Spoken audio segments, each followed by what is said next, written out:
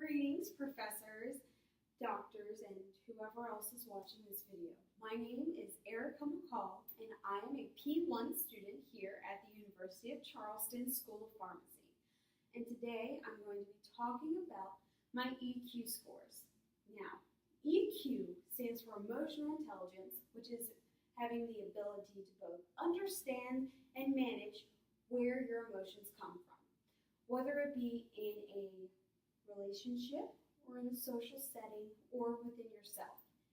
There are 4 categories to emotional intelligence. There's relationship management, social awareness, self-awareness, and self-management.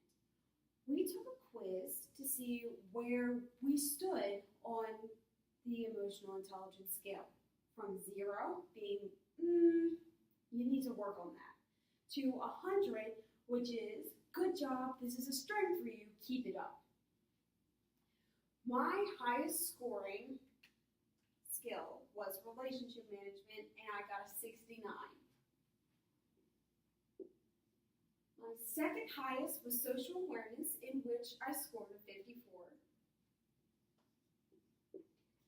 My third was self-awareness with a score of 48. And my weakest section is self-management with a score of 47. So when I got these scores, I was a little shocked and a bit disappointed because I would like to think that I know myself and I'm good at talking to people and knowing what they're feeling, but apparently I don't know as much as I thought I did, which just means I can improve.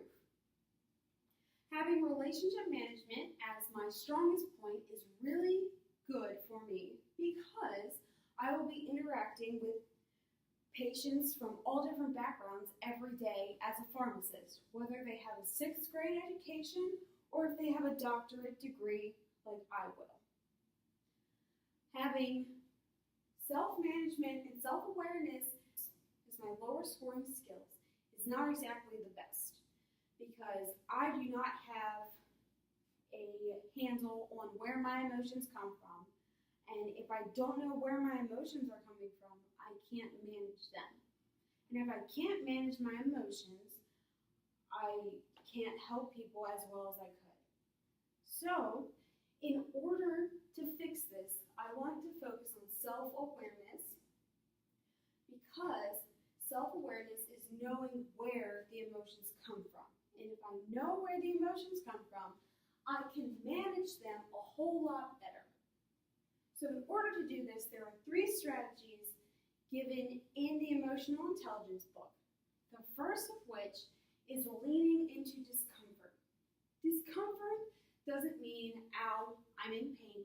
It's being in an uncomfortable emotion, such as stress or anxiety. So in order to help my self-awareness, I have to figure out where is that discomfort coming from.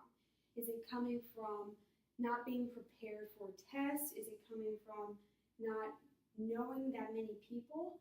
And I have to use that knowledge to my advantage. I have to be able to push through those emotions because it's okay to be uncomfortable. You just have to know where it's coming from and use it to your advantage. The second strategy is knowing who and what push my buttons. There are a lot of things that can push my buttons depending on what situation I'm in.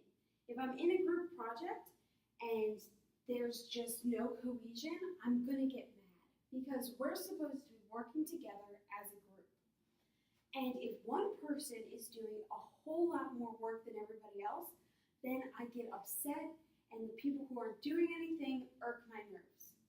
Because we're supposed to be a cohesive unit and they're not being that. And I can use this in order to maybe be a leader and take control of the situation and say, guys, I need you to do this right now. This person has done everything and you have done nothing. Fix it. And then the last strategy is watching myself like a hawk. Now, This is a kind of weird analogy because you can't look at yourself from above like a hawk can, but it's what you got to try to do. So if I'm in a disagreement with somebody and we're just not seeing eye to eye, we're just going back and forth with the same points and we're just getting aggravated at each other and we're raising our voices, we need to stop. Take a 5-minute break. Say 5 minutes and we'll be back. So we both, go to our rooms and we say, okay, we're going to take a deep breath. You're going to breathe in all that negativity and then push it out and just clear your mind. And then maybe you realize, I haven't been trying to understand where they're coming from. Maybe I need to do that in order for us to see eye to eye. So we come back and I say, I want to understand where you're coming from. Help me understand. Then maybe I can help you understand where I'm coming from and the argument goes away because you just weren't seeing each other eye to eye. Emotional intelligence in general is very important for the pharmacy profession because we're going to be dealing with a whole bunch of different people and a whole bunch of different situations that we have to be prepared for. And we have to know where our emotions come from. This way, we can be more empathetic towards our patients. We can listen to them and we can focus all of our attention on them because that's what we're there for. We are most importantly there for our patients. They are our number one priority. And that's why it's so important to have a handle on your emotions and so you can have that trusting relationship with your patients so that you are able to help them to your fullest because that's what we want to do. We want to be the best we can be. And one really good way to do that is by having a higher emotional intelligence.